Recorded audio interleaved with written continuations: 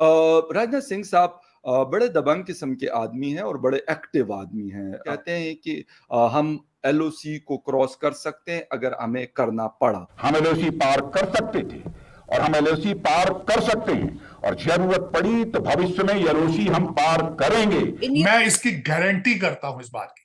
India के राजनाथ सिंह साहब जो हैं उनका भी ये कहना है कि जब दिल करेगा भारत एलओसी क्रॉस कर जाएगा। जो आप कह रहे हो 2024 तक, मेरे को तो लगता है कि कहीं और थोड़ा जल्दी ना हो जाए, क्योंकि ये होने वाला है एक्चुअली में, और ये बहुत पहले हो जाना चाहिए था मेरे हिसाब से, बट ठीक है, देर आए दुरुस्त आए। बट राजनाथ साहब ने स्टेटमेंट दी है, बिल्कुल उन्होंने कहा है कि भी पाकिस्तान के अंदर घुस के ऑपरेशन करेंगे। Statement made by the Indian Defence Minister on 26th of July in Ladakh.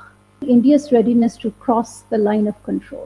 हमें इंडिया से खतरा है कि कहीं इंडिया हम पे महदूद फौजी कार्रवाई ना कर दे या फिर हमारे से मुकम्मल जंग ना कर ले। इस वक्त पाकिस्तान की गवर्नमेंट डरी हुई है। वो कहते हैं कि हम एलओसी को क्रॉस कर सकते हैं अगर हमें करना पड़ा।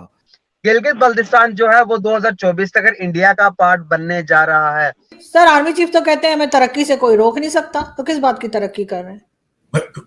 या तो फिर कन्विंसिंग साथ आर्गुमेंट भी देना कि किस तरह रोक, आपको कौन रोक रहा है भाई? 76 साल से आपको किसी ने रोका है? राजनाथ सिंह साहब बड़े दबंग किस्म के आदमी हैं और बड़े एक्टिव आदमी हैं। 3-4 लोग हैं कैबिनेट के जिनको मेरे ख्याल पाकिस्तान में मोस्टली लोग जानते हैं, जिसमें एक राजनाथ सिंह साहब है, डॉक्टर जयशंकर साहब हैं, और आप लोगों के इंटीरियर मिनिस्टर अमित शाह साहब हैं, और यूपी के जो चीफ मिनिस्टर हैं योगी। बॉर्डर पे ये क्या करेंगे सर? टीटीपी की तरफ से भी जो जिस किस्म की हरकतें हो रही हैं, टैक्स पर टैक्स, और दूसरी तरफ इंडिया के राजनाथ सिंह साहब जो हैं उनका भी ये कहना है कि जब दिल करेगा भारत एलओसी क्रॉस कर जाएगा।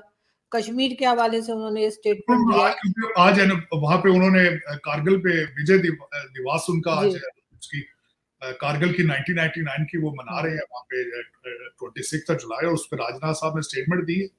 बिल्कुल उन्होंने कहा कि भी पाकिस्तान के अंदर घुस के ऑपरेशन करेंगे, और उसके बाद ये, और पहले भी वो कई स्टेटमेंट्स इस टाइप दे चुके हैं। देखें कि हाउ दे रिएक्ट पाकिस्तान वाली साइड से। और आप उस जंग में उसमें भी नीचे हैं, आप कभी फैटफ की मिन्नतें करते हैं और कभी आईएमएफ की मिन्नतें कर रहे हैं। जियो इकोनॉमिक्स में भी आप फेल हैं ओरिजिनली, कभी फिर आप कह देते हैं कि we are victim of geo economics from IMF in China. और खुदा के लिए अपना भी कुछ सोचो यार, कोई तुमने खाना पकाया, कोई उगाओ चीज वहां पे, कोई बनाओ चीज वहां पे, सिवाय फ्रॉड के और कुछ भी नहीं बना रहे हो वहां पे। बेवकूफी बना रखा है आपने 25 करोड़ लोगों को, उनको इंसान बनाने की कोशिश करो यार। और इस तरह की कई चीजें मैं देखता हूं, लेकिन यहाँ पे आके बिल्कुल हर चीज फेल हो जाती। क्या वजह, what are the fundamental reasons कि बॉर्डर की इस साइड पे बिल्कुल डिप्रेशन, बॉर्डर की दूसरी साइड है बिल्कुल दूसरा है। जो आप कह रहे हो 2024 तक, मेरे को तो लगता है कि कहीं और थोड़ा जल्दी ना हो जाए, क्योंकि ये होने वाला है एक्चुअली में, और ये बहुत पहले हो जाना चाहिए था मेरे हिसाब से, बट ठीक है, देर आए दुरुस्त आए। बट अब आई थिंक बहुत जल्दी हम लोग देखेंगे। एक बड़े सेगमेंट की बात करूं तो वहां पे आप भी जानते हो कितने प्रोटेस्ट हो रहे हैं आए दिन, कितने लोग आवाज उठा रहे हैं कि यार हमें नहीं रहना, हमको बर्दाश्त नहीं हो रहा। अब इवन उनके तो प्राइम मिनिस्टर, आजाद कश्मीर जिसको आप क्लेम करते हो, उनके तो प्राइम मिनिस्टर भी थोड़े दिन पहले आगे रोए हैं, और पाकिस्तान में भी वो वीडियो बहुत वायरल हुई थी। तो आप भी जानते हो इस चीज को कि क्या सच है क्या झूठ है। हिंदुस्तान क्लेम तो करता है कि पाकिस्तान गिलगित बल्तिस्तान और इंडिया कश्मीर को ले लेंगे, लेकिन वो कहते हैं कि मुस्लिम से हम मुसलमान हैं तो हम पाकिस्तान के साथ ही रहेंगे। ये क्या थॉट्स है, इसके बारे में थोड़ा सा क्लेरिफिकेशन दीजिएगा कि आप किस तरह से सोचते हैं इस बारे में। कश्मीर को एक आजाद स्टेट होने का उसको नाम दिया, हमारे पास कश्मीर का प्राइम मिनिस्टर भी है, आप लोग के पास तो कश्मीर का प्राइम मिनिस्टर नहीं है, इसको कैसे बताएंगे आप? भाई कश्मीर का प्राइम मिनिस्टर हम क्यों रखें, क्योंकि जम्मू कश्मीर तो इंडिया का ही पार्ट है ना, हम तो बिल्कुल क्लियर हैं। देखो कंफ्यूजन आपके यहाँ पे है, तो इसीलिए वो प्राइम मिनिस्टर अलग है जस्ट अपनी ईगो सेटिस्फाई करने के लिए, सिंपल। आप ही लोगों के फेमस एक्टिविस्ट हैं पीओके के, मोहम्मद सजाद रजा जी, रजा साहब ह्यूमन राइट एक्टिविस्ट हैं पीओके के, अमजद आयूब मिर्जा, इन सर को आप एक बार देखिएगा, बहुत एक्टिव रहते हैं सोशल मीडिया पे। मैं चाहता हूं इनके साथ सेशन करें, अगर सर आप सुन रहे हैं तो प्लीज आइएगा एक बार मेरे चैनल पे, ठीक है। तो वही हम आपसे बल्कि बोलेंगे कि आप लोगों को भी उल्टा ये बोलना चाहिए कि यार यहाँ पे रह के उनको मिल भी क्या रहा है और क्या मिला। चलो एक बार बात करते हैं डेटा पे। भाई गवर्नमेंट हॉस्पिटल आपके वहां पे पीओके में कितने बनाए आप लोगों ने अपने पास इतने टाइम रखा, धोखे से कैसे भी रखा। 23 हॉस्पिटल्स हैं इन टोटल गवर्नमेंट, उनकी कंडीशंस क्या है सबको पता है, जम्मू कश्मीर की मैं बात कर रहा हूँ, सिर्फ 2800 प्लस हॉस्पिटल्स हैं। पेट्रोल का प्राइस आज पीओके में 253 रुपीज है आपकी पाकिस्तानी करेंसी, एंड इंडिया में जम्मू कश्मीर में 101 रुपीज है। तो मानने को तैयार नहीं हूं अगर ये फैक्ट्स जिन लोगों ने आपसे बोला है ना, जैसे आप बता रहे थे कि हम तो जी जाना चाहते हैं पाकिस्तान के साथ क्योंकि हम मुसलमान हैं। अरे आप अगर उनको ये फैक्ट्स बताओगे ना ऑफ कैमरा, वो आपको यही बोलेंगे भाई मेरे को अभी छोड़ाओ इंडिया। ये मैं आपको गारंटी के साथ कह रहा हूँ, बॉर्डर के पास सिर्फ इंडिया को दिखाने के लिए। क्या फर्क पड़ गया इंडिया को इससे, आप बताओ। इंडिया ने तो चंद्रयान 3 लॉन्च कर दिया, आप करो उससे लंबा झंडा। सो वो डिफरेंस है। तो मेरा कहना यही है इसमें कि इस डिफरेंस से बाहर आना पड़ेगा, सोच को बदलना पड़ेगा, लोगों को खड़ा होना पड़ेगा।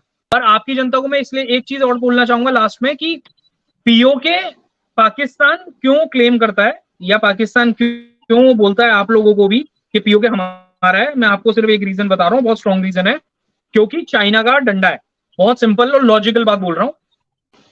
राजनाथ सिंह साहब बड़े दबंग किस्म के आदमी हैं और बड़े एक्टिव आदमी हैं। 3-4 लोग हैं कैबिनेट के जिनको मेरे ख्याल पाकिस्तान में मोस्टली लोग जानते हैं, जिसमें एक राजनाथ सिंह साहब है, डॉक्टर जयशंकर साहब हैं, और आप लोगों के इंटीरियर मिनिस्टर अमित शाह साहब हैं, और यूपी के जो चीफ मिनिस्टर हैं योगी साहब, ये, और यकीनन नरेंद्र मोदी साहब प्राइम मिनिस्टर। ये 5 लोग ऐसे हैं कि मेरे ख्याल में मोस्टली लोग पाकिस्तान में इनको जानते हैं।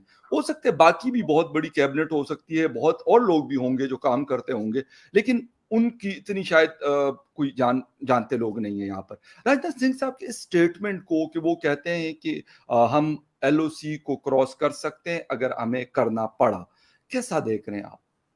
ये बयान मैं आपसे ऑनेस्टली कहूं तो इसको आप जोक नहीं ले सकते।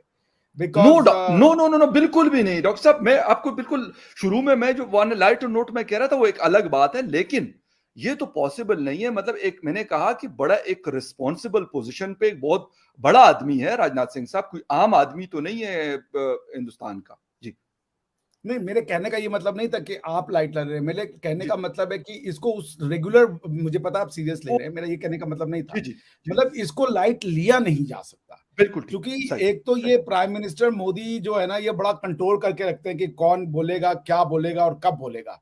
तो ये बिना प्राइम मिनिस्टर की रजामंदी के इतना बड़ा स्टेटमेंट देना कि हम क्रॉस करेंगे और कर सकते हैं अपनी सुरक्षा के लिए, वो एक महत्वपूर्ण बयान है। लेकिन इसको अगर आप पूरा देखेंगे तो वो कंटेक्स्ट ये था कि 1999 में उन्होंने कहा कि हमने इसलिए नहीं क्रॉस किया क्योंकि हम न्यूक्लियर वेपन का भी चक्कर था और हम जो है वो सैंक्टिटी नहीं तोड़ना चाहते थे, इंटरनेशनल वॉर में नहीं कॉन्फ्लिक्ट को बढ़ाना चाहते थे। लेकिन वो बोले आज हम चाहेंगे तो हम इसको वो क्रॉस करेंगे।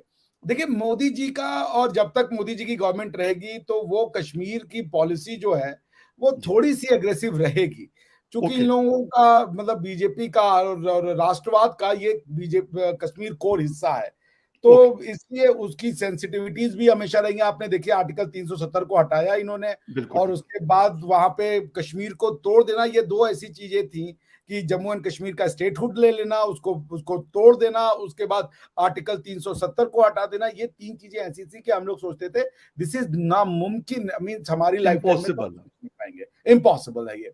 But they did it despite the fact कि इनको अपर हाउस में मेजॉरिटी नहीं थी, लेकिन ये बिल ही लेकर के अपर हाउस में आए जम्मू एंड कश्मीर को तोड़ने का। ये भी इनकी कॉन्फिडेंस का लेवल देखिए।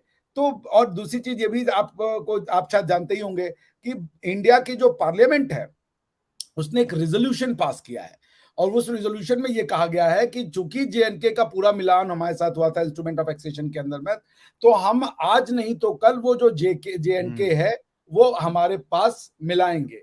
और आज अभी इन्होंने एक और बिल लाया है, उस बिल में जम्मू एंड कश्मीर में जो ये नया इलेक्शन करवाएंगे और मोस्ट प्रोबेबली स्टेटहुड को रिस्टोर कर देंगे जनरल इलेक्शंस के साथ में, तो उसमें भी उन्होंने ये कहा कि जो 23 सीटें हैं, टोटल जो सीटें इन्होंने काउंट की हैं डिलिमिटेशन में, उसमें पीओजेके की जो है 23 सीटें छोड़ दी हैं। उसको रखा है कि ये 23 सीटें हैं इसकी, लेकिन इलेक्शन सिर्फ इतने पे होगा क्योंकि उन 23 पे हम जब मौका आएगा तभी हम इलेक्शन कराएंगे। तो any Indian government would be duty bound. तो ये बड़ा लीगल कॉन्स्टिट्यूशनल इश्यूज है। तो अब ये, और आपके तरफ भी ऐसा ही कुछ होगा।